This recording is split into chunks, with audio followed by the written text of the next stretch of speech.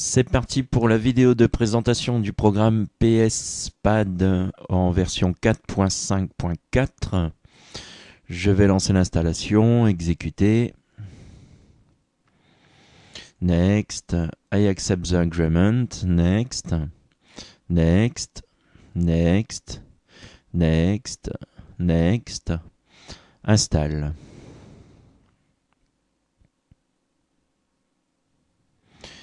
Run PSPad Editor, finish.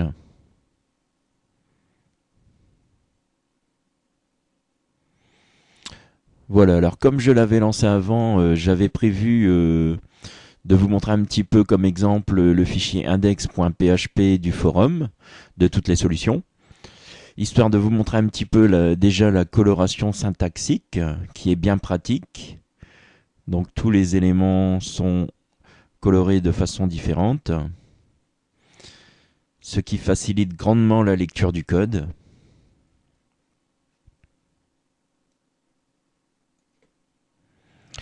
Voilà, on va aller un petit peu dans les menus là-haut. On va commencer par le menu fichier.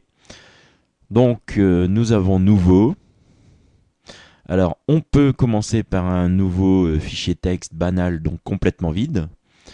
Mais on peut faire nouveau aussi et choisir un petit peu ce que l'on veut faire comme type de fichier.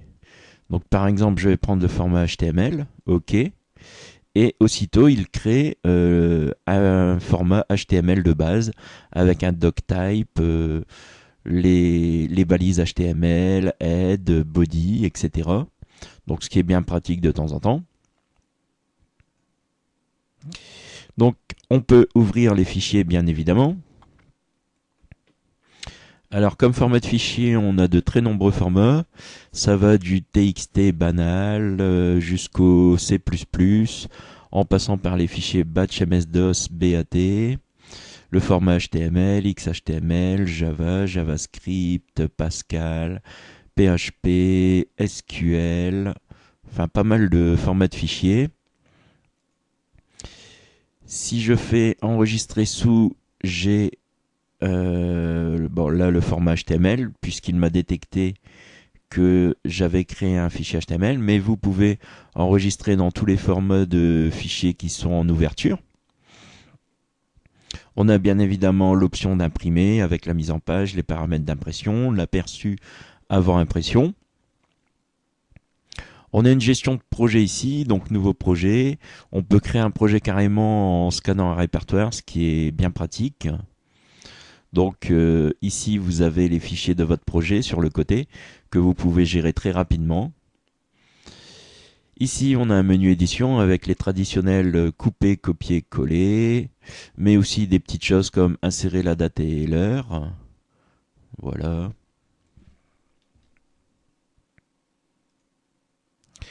Tout sélectionner, etc. Sélectionner une chaîne.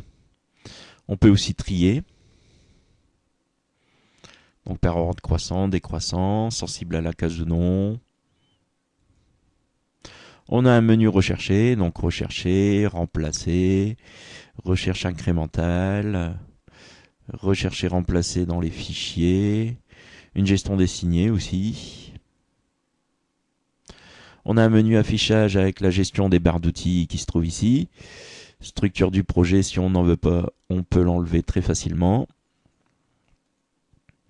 Voilà, vérification automatique, ligne active, coloration syntaxique, numéro de ligne, etc., etc. On a une option éditeur hexadécimal, qui est sympa aussi. Je vais l'enlever. On a un onglet format avec le format de la police d'écriture de vos textes. On peut changer la case, donc de tout en majuscule ou tout en minuscule. On a le choix de l'encodage ici, donc ANSI, ISO, UTF-8 et le format DOS, Unix ou encore Mac. On a des outils ici avec par exemple la vérification orthographique, une gestion des macros, démarrer, stopper l'enregistrement, gestionnaire de macros. On a les différences de texte, donc comparer un fichier. Je vais revenir... ça, je vais le fermer. Non. Je vais fermer ça aussi. Je vais revenir sur mon fichier index.php du forum.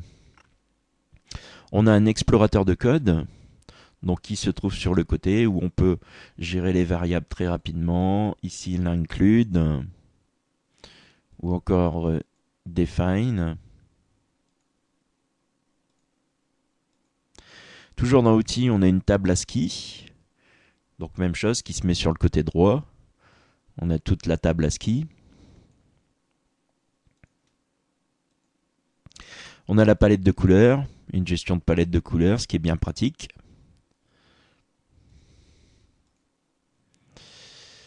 On a une pipette aussi qui est sympa. Par exemple, là, il va me fermer, donc je vais me retrouver sur mon fond d'écran.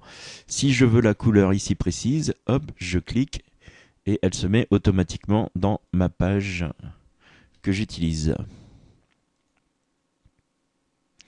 Voilà, donc vous avez diverses options ici. Ici, vous avez les scripts. Alors, je ne sais pas comment ça fonctionne. J'ai pas trop pigé l'intérêt. Je vous laisse regarder ça. Ici, HTML. Alors, je vais prendre l'exemple de faire un nouveau fichier. Par exemple, HTML. Eh ben, voilà. Et je vais écrire par exemple, ceci est une page internet. Je vais le mettre dans une balise center, histoire de le différencier un petit peu. Et /center. Oups. Hop. Je vais mettre une balise B pour le gras, bold. Et /B. Et donc, si je clique sur HTML et que je fais prévisualiser la page HTML, voilà, je vois à quoi ça ressemble ici. Ici, j'ai un petit peu le choix de la résolution. Je vais fermer. Donc, on peut aussi prévisualiser via un serveur web, ce qui est pratique pour les pages PHP, par exemple. Ici, on peut compresser le code HTML. Donc, si vous voulez gagner un petit peu de place, vous pouvez le compresser. Mais la chose qui est très intéressante, c'est que je peux reformater le code HTML automatiquement. Donc, c'est quand même vachement sympa, ça. On peut basculer toutes les balises en majuscules ou en minuscules. Alors, l'intérêt des majuscules, moi, je le vois pas trop. L'intérêt des minuscules pour être validé en XHTML strict, c'est intéressant. Voilà, vous avez reformaté le CSS en structuré, les options de CSS. On peut contrôler le code HTML aussi. Ensuite, un petit onglet options avec les options du programme. Donc, qui sont nombreuses, ça va de la langue choisie, programme aspect, programme fonctionnement, l'éditeur fonctionnement, l'éditeur paramètres, les dialogues, fichiers répertoire, sauvegarde, la gestion des couleurs, l'intégration au système, type de fichier enregistré, surlignage multiple, outils HTML, différence de texte, Internet, si vous utilisez un proxy, serveur web, éditeur hexadécimal, et enfin la liste des raccourcis clavier, ce qui est pratique lorsque l'on a l'habitude d'utiliser le programme. Toujours dans les options, j'ai les options de la coloration syntaxique. Donc suivant le langage utilisé, je peux changer les couleurs d'origine. Si les couleurs ne vous conviennent pas, vous pouvez changer ici. Voilà. Vous avez les options orthographiques ici, avec le choix du dictionnaire. Vous avez un onglet fenêtres pour gérer les fenêtres suivantes, précédentes. Vous pouvez les organiser en cascade, mosaïque verticale, horizontale, etc. Et enfin, le traditionnel menu d'aide avec le à propos du logiciel, l'aide en ligne, l'aide pour langage, etc., etc. Voilà, c'est tout pour cette présentation de logiciel.